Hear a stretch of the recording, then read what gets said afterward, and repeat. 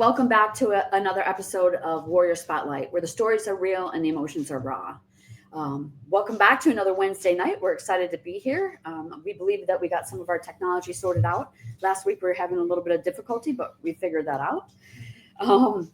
So tonight my guests are Erica and Paul. You thought I was going to forget. Yeah. Sure did. And I'm going to do a bigger introduction of both of you when it comes to you being able to share about yourself and you being able to share about yourself. But we want to start talking about last Saturday, we had a Women Warriors or Women's Veteran Celebration.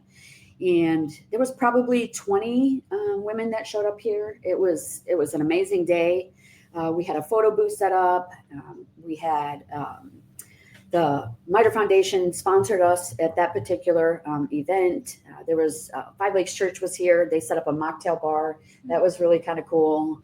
The ladies got to go out. We had horse races with the stick horses out in the arena. And then we kind of did sat around the bonfire because it was really cool and just kind of shared some stories of our experiences. And it was pretty neat because June 12th is Women Veterans Day. And so we were able to celebrate that on June 14th, and we had a great turnout. We want to talk about, we have our 6th annual Warrior fundraiser coming up, which is July 31st. There are tickets. The tickets are out, and you can get them online. I'm sure Rain links that stuff out there for you behind the scenes. If not, we can get it, so just get a hold of us there. Our guest speaker is going to be Noah Karras.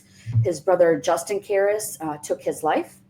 And the Karrases have been great donors of ours. They donated $35,000 over the last 2 years. That went us directly into our veteran fund to pay for veterans to go through the therapy. And so we're really excited to have him. And then one of our graduates, Joe, he is going to be the veteran speaker. So we'll be excited to have him on there as well. And then August 9th, I don't want to talk beyond August. So I won't talk about anything until we get to August beyond that point. Yeah. August 9th is our 2nd annual Wheels for Warriors. And we have a car show. It's right here at the Whiteford Stunco Park. And we have some people who help us put it on. And last year was our first one. And we had over 100 cars for our first year. It was just mind blowing. And so really great people who help us out with that. Okay, I have a trivia question for everybody tonight to get them involved. So the question is, what is the name of the horse who just, and you can answer this, it's for people there, not you. What is the name of the horse who just had a birthday and how old were they? We'll see who's paying attention. What do they win? They can have a t-shirt. We'll give them a t-shirt. Good. I didn't think of that part. You'll have to bring some more mugs. Yeah, we're gonna mugs. Yeah. Give them yours. Right. No. Okay, so I want to introduce you. I took some notes to make sure that I have all of this right. Trivia. Trivia, yeah. Erica Halada, right? Halada. I just answered that like 5 minutes ago too. I'll go by either. It's fine. Halada. Yeah. Halada. Okay. If I say it enough. Okay. So I want to read a little bit of your background. Corporate philanthropy, strategic partnerships, public relations for PBF Energy, community relations advisor is your title for them. Mm-hmm. You are mission driven in the community, community relations professionally fueled by partnerships, purpose, and the power of storytelling. I loved seeing that on your LinkedIn. I thought that was great.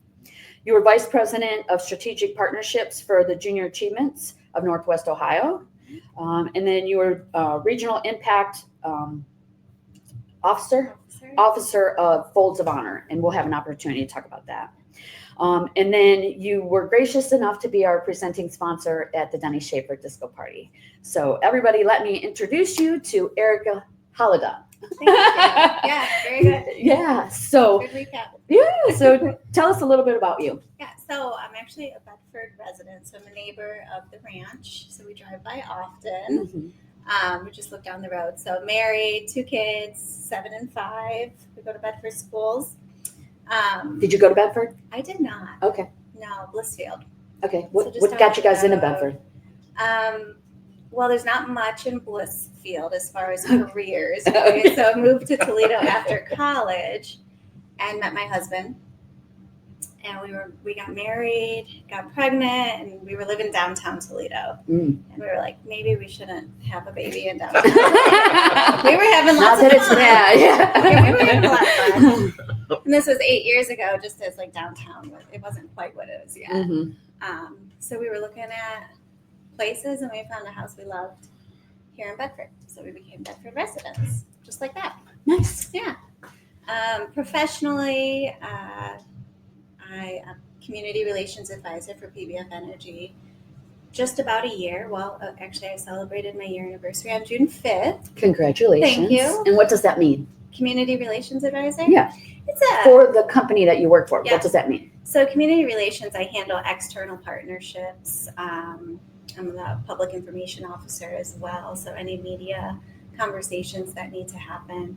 And then I also manage our internal employee relations activities as well. So a lot of kind of building the culture, celebrating our employees' milestones, telling their story, telling the story of the refinery, bringing pride to the work they do. Now, was this something that was in the job title, or is this something that you have formatted yourself? It was part of the role, right? The expectations. And I think for anybody that comes into a role, they kind of have their own flair they bring to it, right? Their own expertise, their own passion. And definitely for me, for this role, I had the history of community partnerships. I'd been a frontline fundraiser for 15 years. So I knew how to fundraise. I knew what to look for in those partnerships and what we would look for in partnerships that we wanted to fund. So that almost was just something that came natural to me at that point. But surprisingly, the employee relations part and telling our employees' story and the story of the refinery was something I didn't know would become my favorite part of the role so far.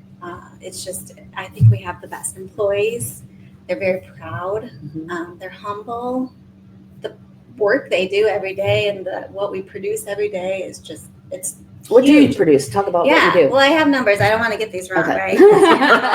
Public information officer. That's right. She's got to get them Got to right. get these right.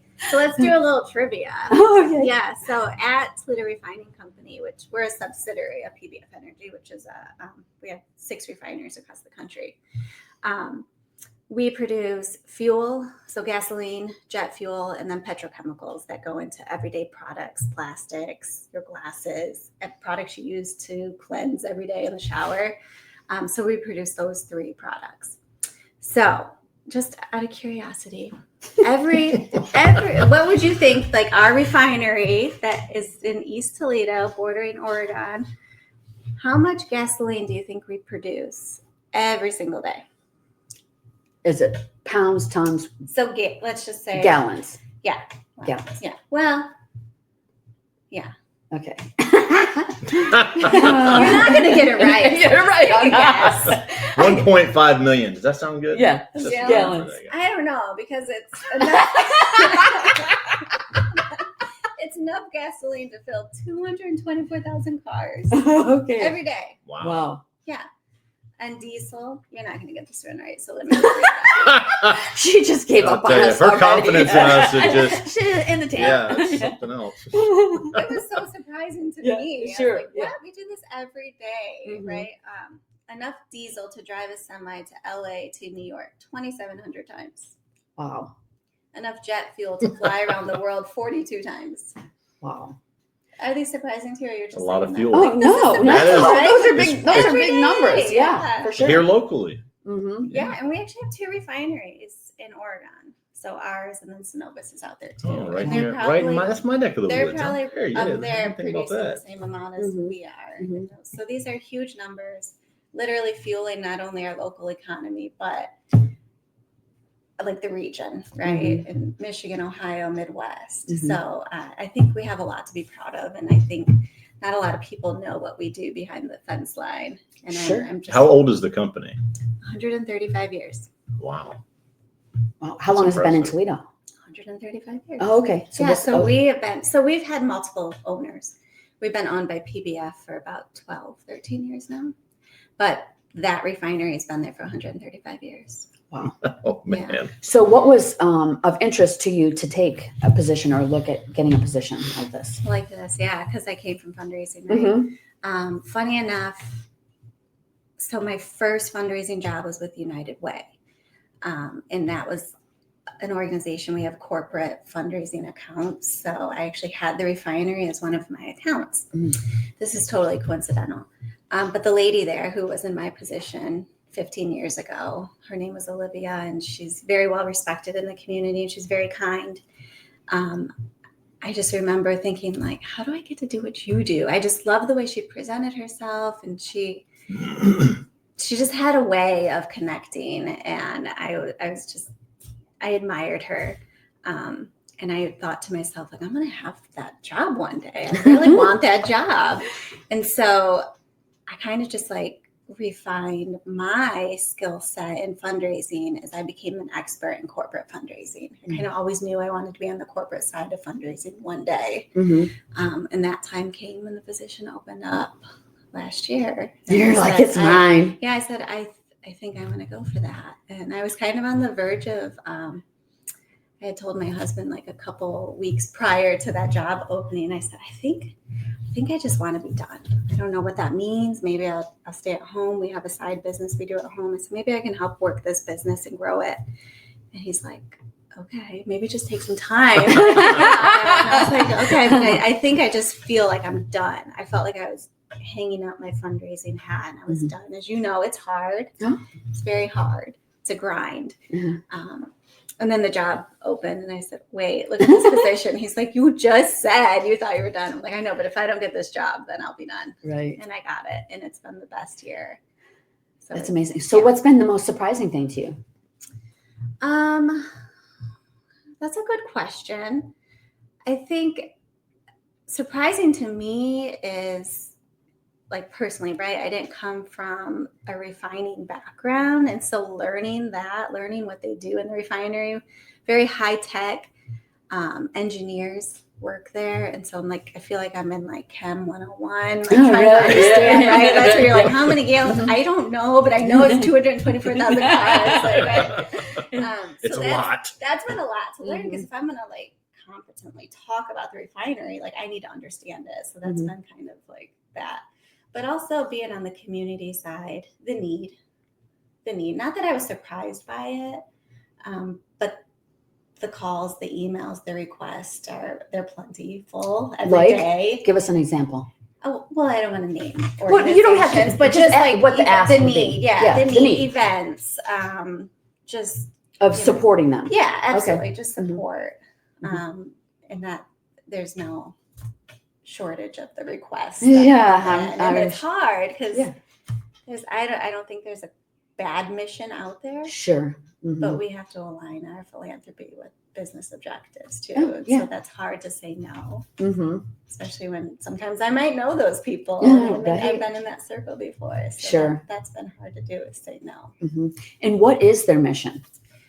Our mission? So we're focused on supporting our neighbors and our workforce. Kind of I think of those as bookends of our philanthropic plan and how we address those needs in the community.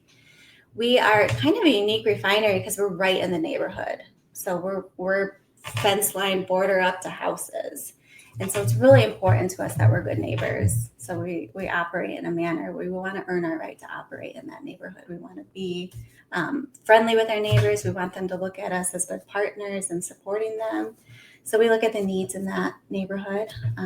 Two of those needs are two high needs, I would say, as food insecurity and housing. So focused on those right now, and as well as our schools are important to us. So our East Side and Oregon schools, we support them pretty well. And then our workforce, it's important for us to look at who is employed by us, what's important to them and who they are. And so veterans is a huge demographic for us. So we have about a 12% veteran base at work. Oh, wow. So, How many employees? 500. That's impressive. So about 78 veterans. Yeah. And I was going to transition to that. So talk about what you do for the veterans there. Yeah. So, as you know, veterans are humble. I don't think they look for any sort of recognition. They don't want it necessarily, but Earlier last year in the fall, I wanted to do something for Veterans Day for them and recognize them and honor them. And I realized I didn't know who our veterans were. We have to self-identify as veterans in our workplace. I think out of 500 employees, we had about 30 people who like self-identified as a veteran. And so I had to put something out and say, like, we want to do something for you. Please, like, fill this form out. Yeah. So Veterans are real leery about Oh, they are? volunteering because when you're in the military, a lot of times it's 100%. voluntold. So when you get out, you're like, oh, hey, Yeah, okay. Like, I'm here to work. They're asking for veterans. I don't know if I want to admit that right now because we don't know what they're asking of us. Exactly. And who's this new girl? Like, what does she Yeah. want to Right. do, right? Uh-huh. So then it went from like 30 to 50. And I was like, all right, we'll deal with that. And then that day, it was so simple. Like, we ordered these cool shirts. I wanted them to be cool, right? Proud veteran. Free stuff. Yeah. She gave away free stuff. There you go. Veterans will show up. We did donuts, and I like invited our staff to come and said we're going to recognize our veterans, come shake their hands, say thank you for their service. We did nice printouts and got pictures. I mean, I asked everyone who did say they were a veteran, like, can you send me a picture? We want to do this. I got like 10 pictures because nobody wanted to send a picture. Right, yeah, And they're yeah. like, wait, You talking about Especially from like amongst when they their were in peers. service? Yeah. Yeah. And or they'd say, oh, that's in my mom's attic or something. I can't get those. Mhm. So then more and more veterans came up. They're like, well, we didn't know what you were going to do. Yeah.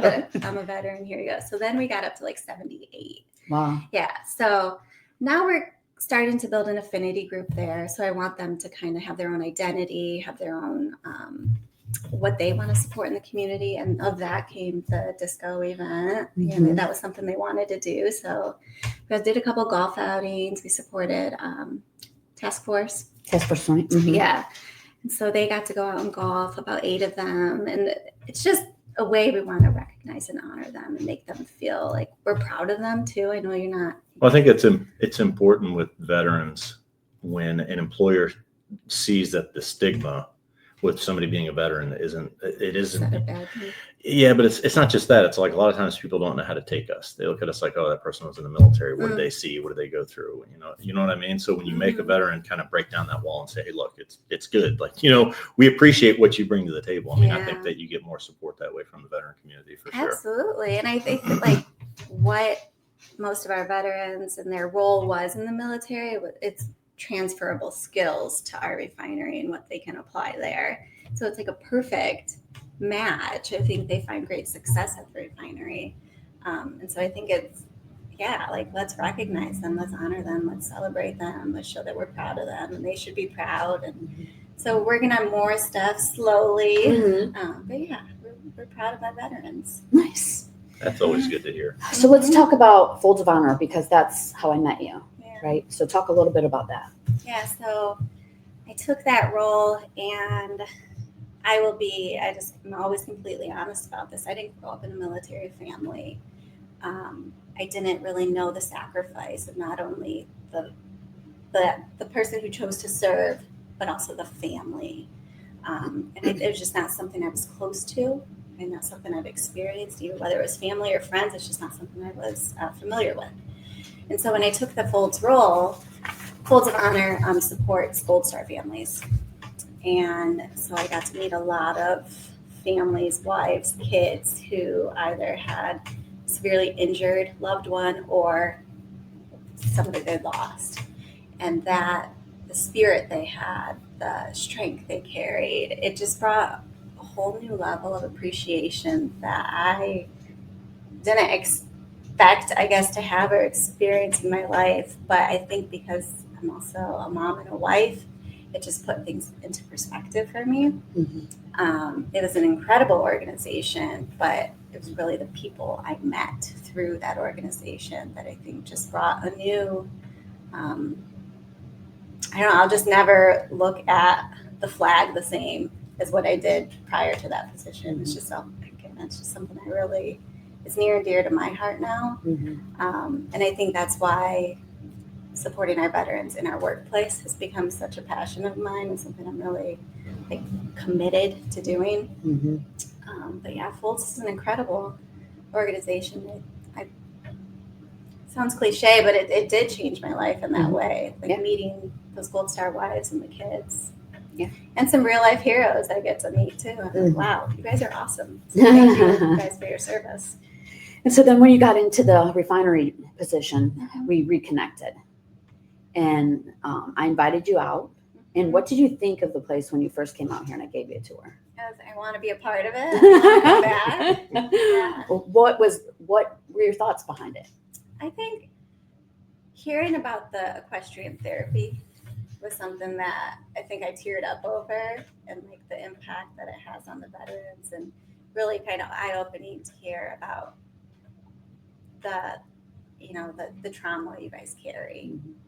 And you don't maybe realize you carry it until you're going through some of those therapeutic sessions. And it's just like, wow. And I think people and non-veterans feel that too. They don't really know the trauma they're carrying until they're in a position to know this is why I'm acting the way I am. But specifically hearing your stories and how it's made men and women better. It's helped families stay together. It's helped kids have better parents. The book you gave me, like, totally just, yeah. I mean, it hits you in a way. Mm-hmm.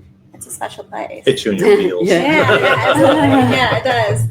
Because And- it's just like one of those things, like, you just don't know what people are carrying. Mm-hmm.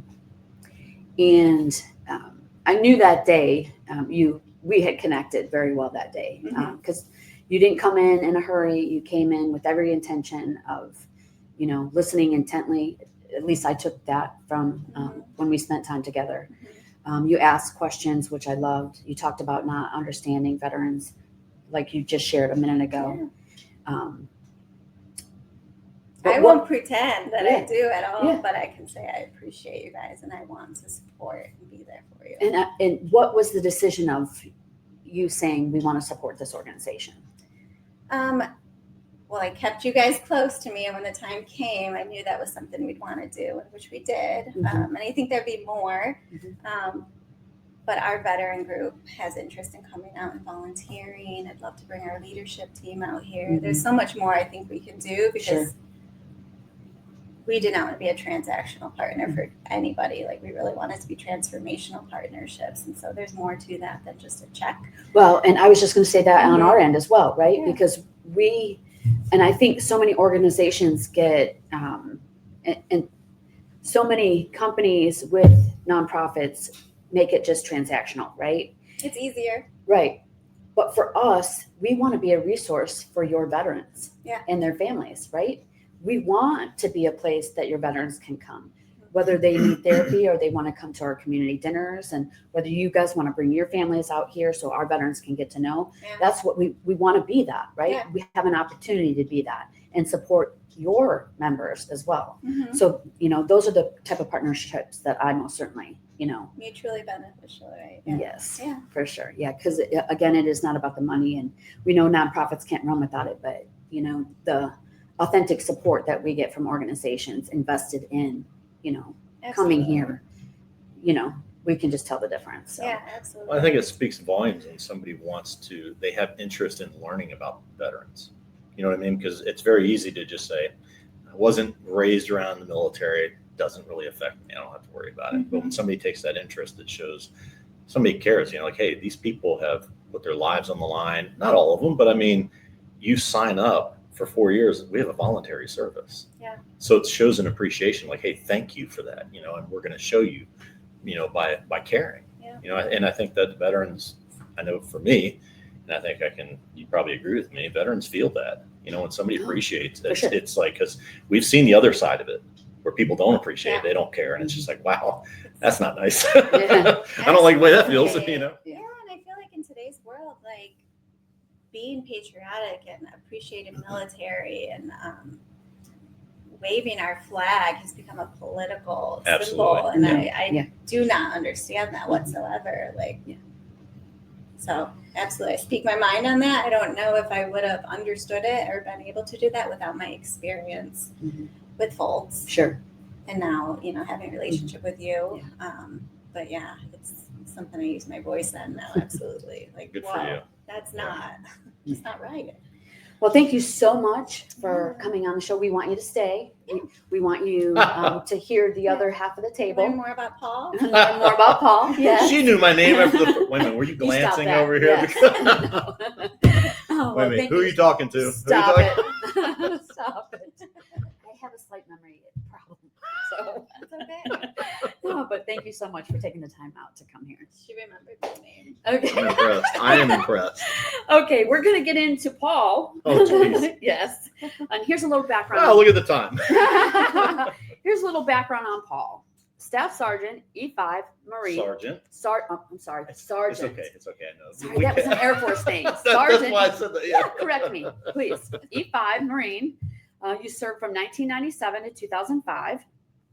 His job titles throughout his career were Assault Amphibious Vehicle Crewman, Nuclear, Biological, and Chemical Defense Specialist. Some of his decorations were Navy Commendation Medal, Marine Corps Good Conduct Medal. I find that one hard to believe. National Defense Medal, Global War. Hey, there's a reason why I have one Yeah, and not multiple because Global War on Terrorism Service Medal, Certificate of Appreciation, Letter of Appreciation, Rifle Expert Badge, and Pistol Marksman Badge. You recently retired from the job? it's in the process of retiring from civil service. Yes. Okay. So he recently retired from Veterans Employment Program Manager with the Bureau of Fiscal Services, which falls under the U.S. Treasury. And we're going to learn more about that. He was one of our most recent graduates from our 50-week program. Was it 50? I thought I was here a little longer than that. We won't talk about that. Is piece this part of like the public service? You have to come through the podcast I guess, now? yeah. Yeah. And most recently, we want to announce tonight, I met with Paul and asked him to be my deputy director here at Little Blessings. And last our board meeting, we brought Paul to the board and they all definitively said yes. And so Paul is now our new deputy director of our What does that organization. That's a good question. Tell me about that. I've been asking her. She's just like, well, there's a bathroom that needs to be done down here. The refrigerator needs to be cleaned out. You're the deputy director. I don't think what he wants. Yeah, right. And so we will get into some of those discussions. He's really going to assist me in this organization. We are growing at such a rapid pace. Right. And Paul, I admire who he is. I admire his military bearing, his structure, his discipline, his leadership. I can see all of that in him. And that's who I would want somebody to have my back in this organization. Yeah. And we're growing at such a rate that I need help. And so I said, hey, Paul, will you? And before I could even get the question out, he said yes. So, and he didn't even ask what the duties were then. So. And she said, well, I haven't even told you what it is. I said, that's okay. I'm not worried about it. Really good. Okay, so we can fill in those pieces later. Let's find out who Paul is. Who's Paul? Who is this guy? Yeah. What do you have written on that paper? Because I like that guy. Oh my God. So I spent 8 years in the Marine Corps from 97 to 05. Like she said, I was down at Camp Lejeune, my first enlistment, and then went from Camp Lejeune to, I re-enlisted in like June of 2001. So it was before September 11th. And I re-enlisted during peacetime. I mean, I did some humanitarian stuff, for a hurricane down in Camp Lejeune and did a bunch of mechanized infantry stuff.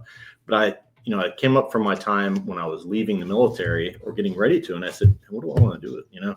If I get out now, what can I do? Drive a bus? Because I drove a 27-ton tank that floats in the water. Not really much I can do out in the civilian world, So I went over to the nuclear, biological, and chemical defense side of the house. And Sounds like you could work at a refinery. do you need something No. blown up? No, I'm sorry. You really don't want I'm sorry. Erica, it was nice having Not even you. hesitating. She was like, come with me. So I did that, and I went to my I graduated a week after September 11th. So I went to Marine Corps Security Force Battalion, which it's now it's changed. I mean, you're talking 20 years ago.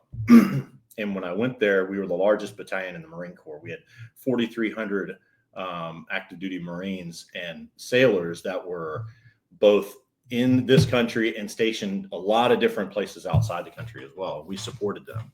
And it was a good time. I mean, it really was. It was early during, OIF-1 or Operation Iraqi Freedom, and Operation Enduring Freedom. And we did a lot of support from 2001 up until when I left in 2005. I spent time with a lot of different units, but it really, it just taught me who I truly was. And I came from, I was born and raised in Norfolk, Virginia. I was born in Virginia Beach, but I was raised in Norfolk, Virginia, which is the largest naval base in the world.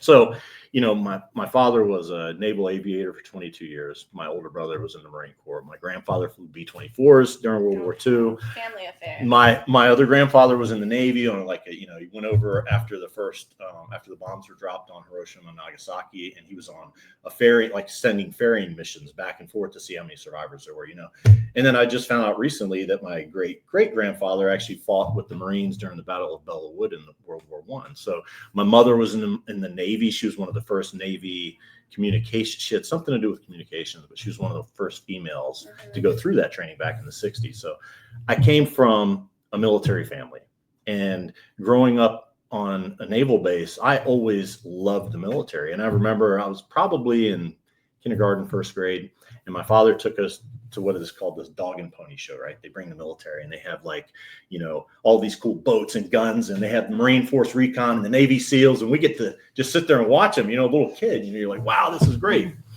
And some E3 in the Marine Corps was like, hey kid, come with me. And he shows me a machine gun and stuff. And I said, that's what I want to do. So I've been married now for a while. My wife is probably the biggest support vehicle that I have. She is, I just can't say enough. If it wasn't for her, I wouldn't even know about Little Blessing. She was the one that sought it out and found it and said, I really think you should contact them. I think we need to go talk to them because they could really help you. And it's been life-changing coming here. I have a lot of kids, by the way. A lot. I have 8. And that's always throwing a curveball. You know what I mean? That people are like, how? I heard that 4 was a lot. Hey, there is somebody around here who has more, right? Yeah, William Brown. There you go. Yeah. So my oldest son just graduated from Marine Corps boot camp. So he's in the Marine Corps now. He's in the infantry. He is going through infantry training down in Camp Geiger, Camp Lejeune area. So, just being a part of the military and being a part of veterans has always made me feel that's what I want to be my focus. So I left the military and I was hired to be the director for the simulation lab at the Naval Medical Center in Portsmouth. So I was working background in the military, but I was dealing with modeling and simulation. I got my degree in computers and robotics and stuff like that. And I bounced different jobs throughout my government service.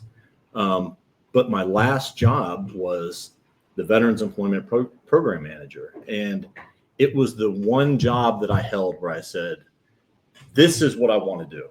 I'm happy when I'm working for veterans and helping veterans. I don't care how much money I make. Yeah, we have to pay our bills and things like that. But taking care of veterans, people who raise their hand to defend and uphold this country and all that it stands for, people that agree with you and don't agree with you, and they're willing to do that. And our military service is all volunteer. What better way to thank them than to do what I can to support them? So after coming here, going through the program and having it mean what it has to me, and even having my kids, go through it. My wife has came, she's come here and attended some sessions as well. Coming and talking to Jamie and the other staff that are here, I feel as though they're all family, every one of them, and I feel like they view veterans and military service the same as me. And we have a tendency to kind of keep all of those around us. You know what I mean? And so coming here, that's why when Jamie asked me, when she brings up, the director or deputy director position, I don't even know what the name of it is, As soon as she said that, it was, yes, absolutely. Yes. And before, I want to pause here for just a minute. So I want to take a few steps bathroom break, because I talk a lot. That's why we're backing up a minute. So what sort of things did you do in your job for veterans to serve them in that job? What did you do? The last position I had. Yes, correct. My job was really to be a military or the liaison for all veterans in fiscal service. So we had we dealt with, so the Bureau of the Fiscal Service falls under the U.S. Treasury. And I think don't quote me the exact number, but we deal with about 80% of all the debt for the U.S. government. Like that's what we do. We deal with payments and going out and, so we had, by law, you have to have a certain percentage of veterans that are hired in. And I think when I left, we were at 17 or 18%. And I think the law is 12% for civil service. And they were always very supportive of military, prior military veterans, and even not active duty, but like guard, because we had guys that were in the guard as well. But I would kind of be a liaison for them. So if they come to me, maybe they had an issue with the VA. It wasn't technically my job to help, but my chain of command always supported me in it. They knew that it was just about the relationship with the veterans that we needed to keep intact. So they supported that. But my true role was to build the veteran community within fiscal service. So it was keeping it at a minimum and making sure that all of our senior staff did their training that they were supposed to, that they were kept abreast on all of the, like maybe lingo, or maybe they wanted somebody to support a veterans event or something like that. Then I would be the guy that made sure that happened. Well, it really is raining out there, isn't it? So I took a lot of pride in it, and I would give out my personal cell number to the entire bureau of 3,300 people or 3,200 people, and say, if anybody needs any help, like any veterans out there need anything, you can. I don't care what time of day it is, call me. And I found that here. And that's exactly why I wanted to take a couple steps back and you share that, right? That is a critical component to what happens there. And so, absolutely. I think that's, because not many people do that. And it's because it can be tolling. I mean, because it can bring things up that, past traumas that I've experienced, it might bring those up. But then it might trigger it. But going through the program like I had the tools now to be able to take care of it, thanks to Rain and Kyle and Jamie. And it's but you're able to relate to that person. I mean, there were a few times early on in the program where 11 o'clock at night, I had way too much to drink and I was really struggling with some PTSD. And my wife calls and Jamie is here with me waiting, open arms. And you just don't get that. You don't get people that truly care about veterans. They can say it all day long, but it's it comes to actions. And when I found that with Jamie and with the staff, I said, this is a place that I want to align myself with. Period. Even if it's out here shoveling stalls, I mean, it doesn't really matter, which I think that is in the job description as deputy director. Right? Yeah, lead shoveler. Yeah, that's right. Okay, so let's talk a little bit about you and the program. So what was it like for you in phase 1 when you were meeting the horse? And who was your horse? Blessing. So Blessing, who I think when you drove up, I was walking out to say hi. I was going out there to say hi to my children, because the Blessing and Journey, the two Clydes, I love them the most because they always come up and want to. I mean, Journey he doesn't know how big he is. He's like a big lap dog. He just comes up and wants to put his head on you. I mean, but it's like they give you that love that you're just craving. So Blessing was my horse. I remember when I first started going through. I remember I'm out there grooming the horse, and I'm like, what in the hell am I like? Okay, yeah, I'm grooming the horse. This is going to help me with stuff, let me tell you. But I didn't realize the whole process behind it and the reason why they teamed me up with Blessing and the reason why I was doing the things that I was doing. And then you move through these different phases, and I can't remember each intricate detail about each phase, but I do remember certain things within each phase, like the EMDR, where which is eye movement desensitization reprocessing. It's our trauma. It's phase 3. It's exactly what she said. Yes. So, but I remember sitting there with these paddles, and the first few times I thought, man, this is kind of hokey. Whatever, this isn't.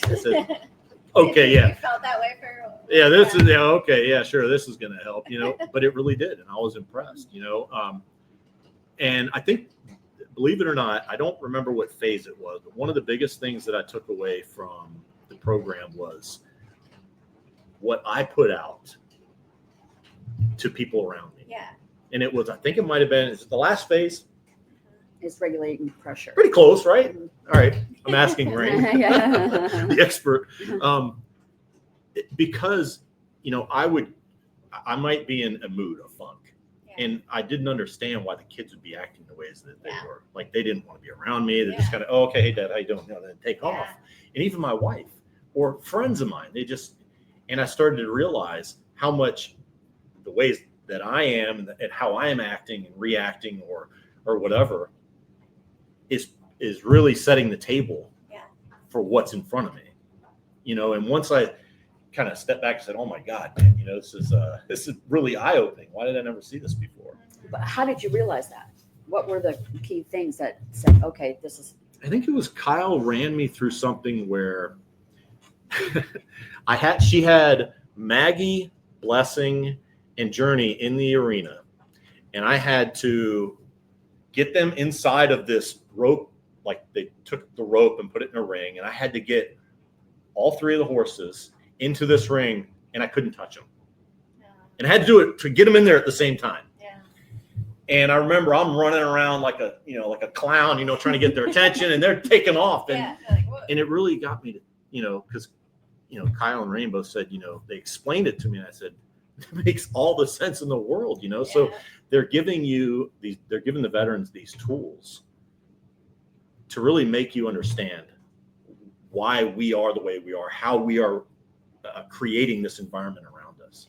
And a lot of times it happens from what we've been, involved in the military, whether it be peacetime, war, deployment, pre-deployment, it doesn't matter. The whole point is that environment can sometimes, yes, it has a very good reason why you are set up the way you are in the military, but it doesn't translate out to, I don't know, my 18-month-old daughter. I'm not going to stand there and tell her to stand at attention. Sergeant Marshall's yelling at you. She's going to laugh at me. So it's, it really was eye-opening. I went from being kind of apprehensive, like, yeah, okay, all right, yeah, I've been through a lot of therapy, a lot, since I got out of the military, in 2005, and I was almost just kind of like, yeah, okay, this is touchy-feely crap. This isn't good. Yeah, oh yeah, it's not okay. Whatever, I'll do it just to say I did it and prove that it's not going to work, and then 50 weeks later. Oh my gosh, what did it take to get you to say yes, I'll do it? Because 52 weeks is a long. That's a long. It's a commitment. It is. Yeah. It is. Well, coming in here and meeting Jamie and meeting Kyle was, yeah, no, right? Everybody wants to hear this. But I think coming in and meeting them, and I could tell just from how they were responding to me, how they were talking to me, that they truly cared about my well-being. Yeah. That was period. And I was still apprehensive the early weeks in the program. You know what I mean? Like, okay, because I've already gone through stuff before. I've gone through the VA, where it was helpful, but then afterwards I still struggled a little bit. You know what I mean? And I think that, like, I was always, yes, I'm going to do this because my wife really, I trust her. Like, she knows that this is going to benefit me. She knew you. Absolutely. Benefit. Yeah, absolutely. Yeah. So I put trust in, okay, she knows, even in my mind, I'm thinking, okay, but I'm still going to do it. But I think when I was 100% like, okay, I will not turn back, was the first night when, Jamie met me out here. It was, I was struggling. Yeah.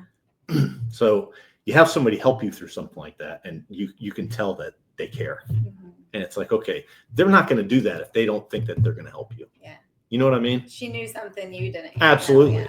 Yeah. So, when you go through that, the further on you get, you go through these struggles, but it's like, they've been here supporting me this entire time. Yeah. They're not getting anything from this. Not one time did I reach into my pocket and hand money to them and say, okay, thanks for the session. Yeah. It wasn't that. It was, this is for your benefit, and I think that when we offer that to service members, it is the ultimate way to say thank you. We do appreciate it, because even people in the military that didn't go and pull a trigger, it doesn't matter. It is such an effect on your life that you don't understand. It's like, I told my son, I said, the Marine Corps always says the change is forever. It is forever.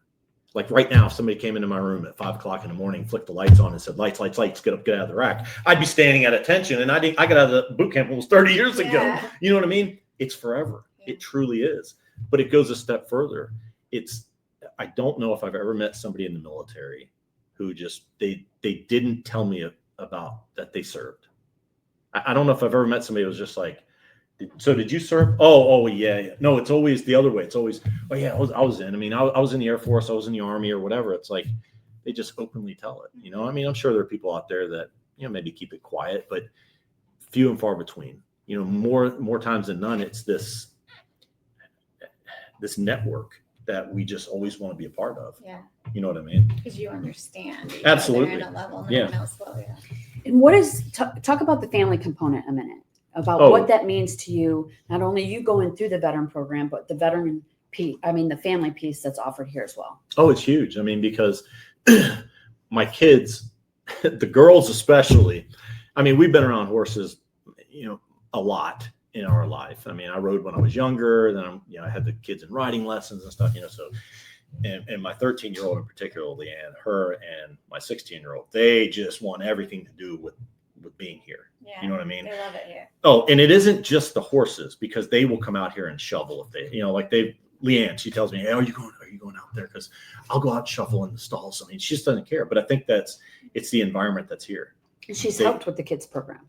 Yes, and She I went think through it and and helped, Savannah right? helped too, and Patrick. Yeah. Patrick helped. Mhm. Patrick is my now 18-year-old son. Mhm. He just graduated high school, but so they've all come through it. You know what I mean? And they've all said that there's some sort of benefit from it.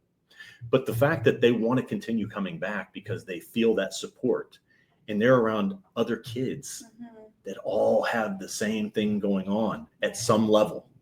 This person's father may have been in the military. This person's mother may have been in it. Maybe they did this and that, but they know that sense of military comes from their family, and they know what it's like, and they can relate, and they can relate on the struggles that they've had, and they can, you know what I mean, go through this process. And it's, you know, my 13-year-old in particular, I mean, I don't know if there's a day that goes by where she doesn't ask me if I'm coming out here. So Dad, you're gonna be working out there now? Like, she's thinking I'm full time. I'm just, you know, I'm getting up in the morning. She's, Dad, I got your coffee. You ready to go? I mean, we gotta go out there. I'm with you. We will homeschool and we will be out there. But I mean, it is a big deal. And I mean, I think that even though the program doesn't really stress how to necessarily communicate back and forth like with your spouse. I think it helped tremendously with my wife and I, because I'm more apt to go to her and be like, hey, listen, okay, I was kind of being a jerk, whatever. I am sorry. It's not like understanding why I am the way I am right at that point in time. Yeah. Maybe I didn't know that before. I would have just been angry and mad and just like, whatever, you know, like I don't want to be around anybody. But now I can narrow it down and at least explain that to her, where it's like, okay, I get it. So you know what I mean? She's not taking it personally. Absolutely. Yeah. And I think that because of that, we communicate better now, because, you know, I mean, it's typical marriage. Everybody has their ups and downs, you know what I mean? But there are less of those downs now, because the programs help me to understand myself, and I'm not putting all this anger and resentment and frustration because I don't understand what's truly going on in my mind. You know, I'm not putting that out into the home as much as what I was at one time. You know what I mean? It's still a work in progress. We still work every day, but it's like it gave us that tool to help get over the hump. You know what I mean? And that's the biggest thing that we say here, right? We don't claim to fix anybody. Right. But you have a home after you're done. Oh, absolutely. And yeah. what does that mean to you to know, like, okay, you finished your therapy, but you never have to leave? So what is that? I mean, I've come in here a few times since I've graduated. And right now I'm kind of on vacation because I was in the program for so long. I know that they want a break from me. So, but I mean, I know. Oh yeah, I know. Where's my shovel? Where's my shovel? But I mean, anytime I walk in the door, you know, I can typically find somebody, and I don't have to walk far. You know what I mean? Somebody will walk up, hey, how's it going? You know, and just sit there and you know, chat for a little bit. It doesn't matter. You know, going to Kyle's office and talk to her. I mean, I really I've learned a lot about Kyle, about Jamie, and about I'm starting to learn about rain. I'm getting there. But it's like, just because of what they've done for me and what they've done for veterans, I truly think of them as family. If they were to call me at 1 o'clock in the morning and say, hey, I broke down, I can't get a hold, I'd be there in a heartbeat. No questions asked, because they care that much about me, my family, my kids. Family, I learned a long time ago, family isn't necessarily blood. Okay. It's those people who truly care about you and you truly care about them. And it's a two-way street, no matter what. That's your family. Mm-hmm. And here at Little Blessing, you find that this is part of your family. Mm-hmm. You know what I mean? And you've connected with other veterans that have been through the program as well. I have. Yeah. Absolutely. We came to, I think, one community dinner in the last, we only one so far. I mean, it's just been, I'm really bad about things. I just am. But you have 8 kids. Yeah, I know. But at least bring them and give your wife a break. I know. Well, she likes to come to these things too. I've even brought my mother-in-law, my father-in-law in here, and they live locally here. Just coming in, it's like it's like being back on active duty, and it's a good feeling. Okay. Because when you it's leave, not a bad one. No, it's when you leave active duty, you lose that. You're in formation. Mm-hmm. Like they'll call formation, and you got to be out in, your uniform at 5:30 in the morning, mm-hmm. and there are 300 of you standing there, and you're all just standing there like, okay, come on now, it's raining. Can we go somewhere? Mm-hmm. And you're just kind of talking and stuff like that.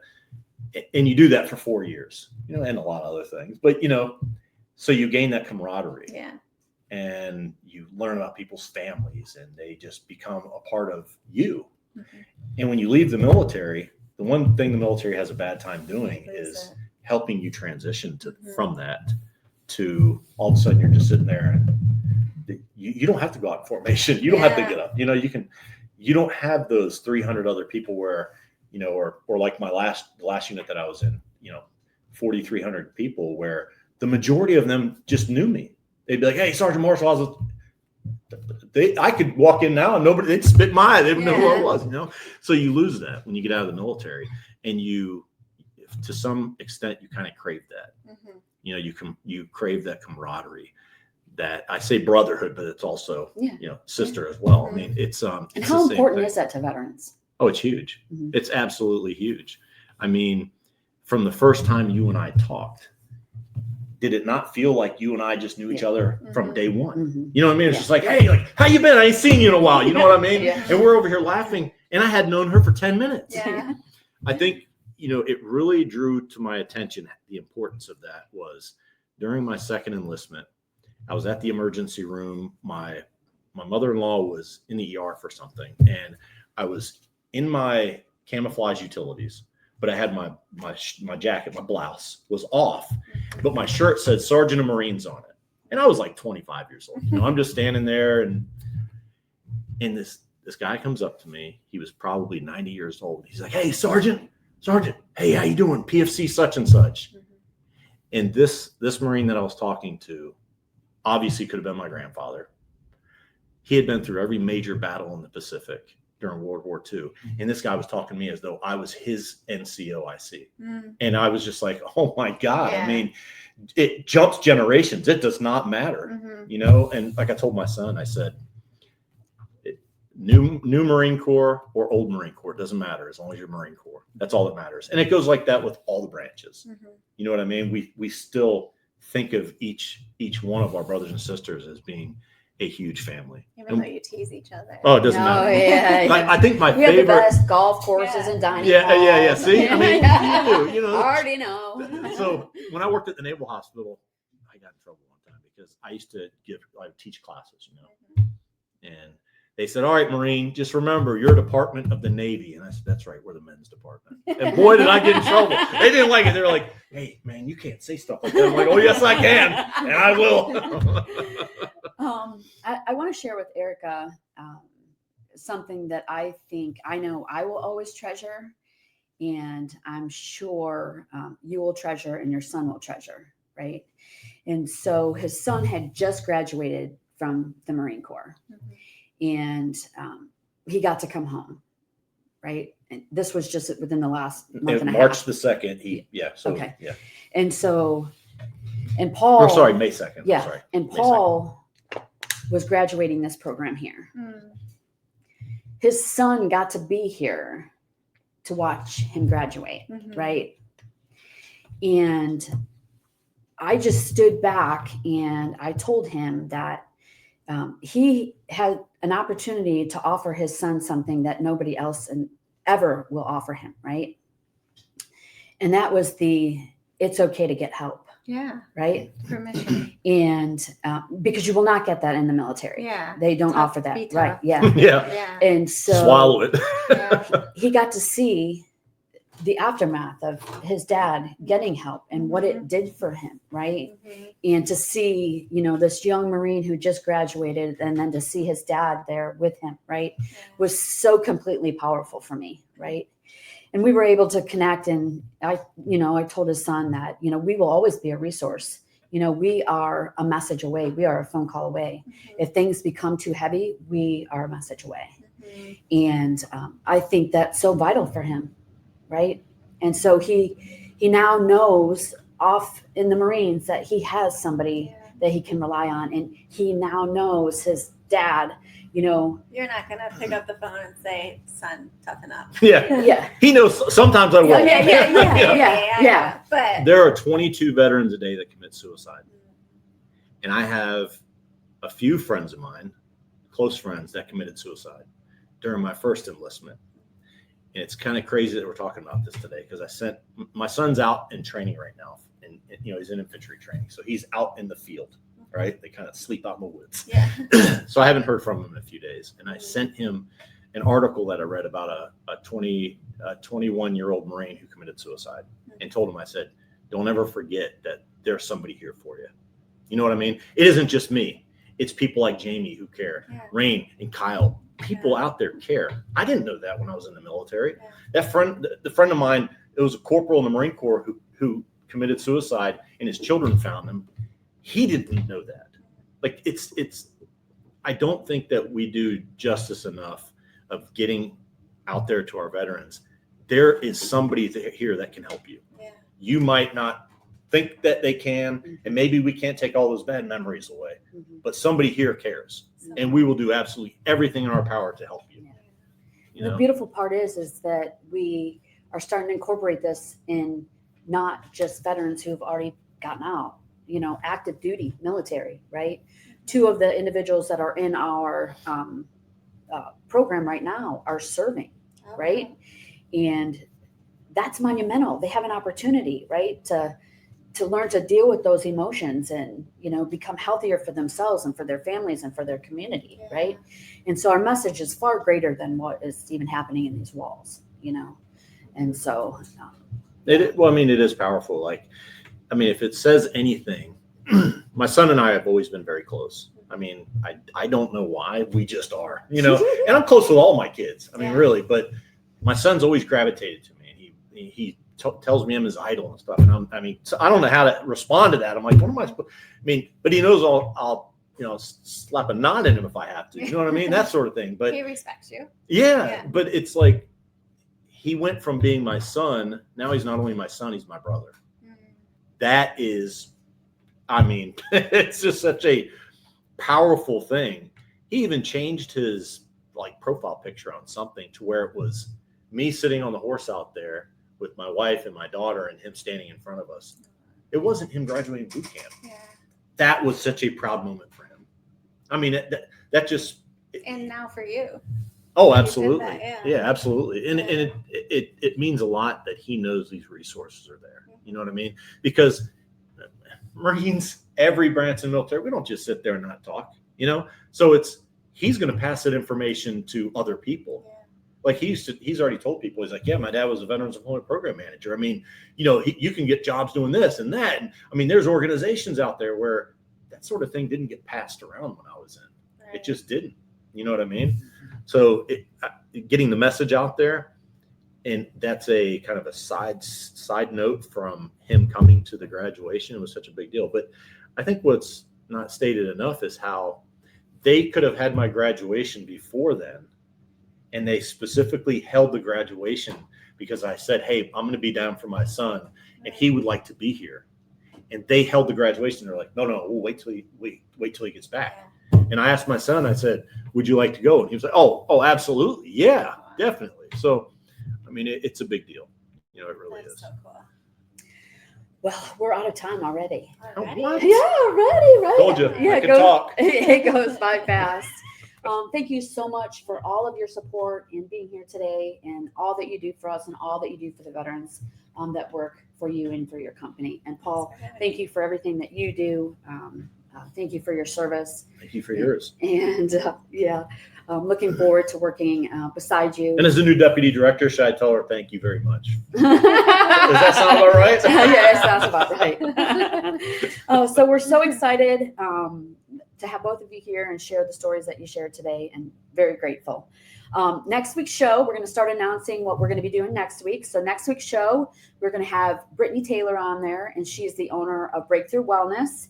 And we're going to have Mary Beth on here, who is one of our, she's our lead mental health therapist. And we're going to be talking about EMDR and pain management and how those two are so critical to recovery and emotional well-being. So thank you guys so much. You guys have a good night, and we'll see you next week.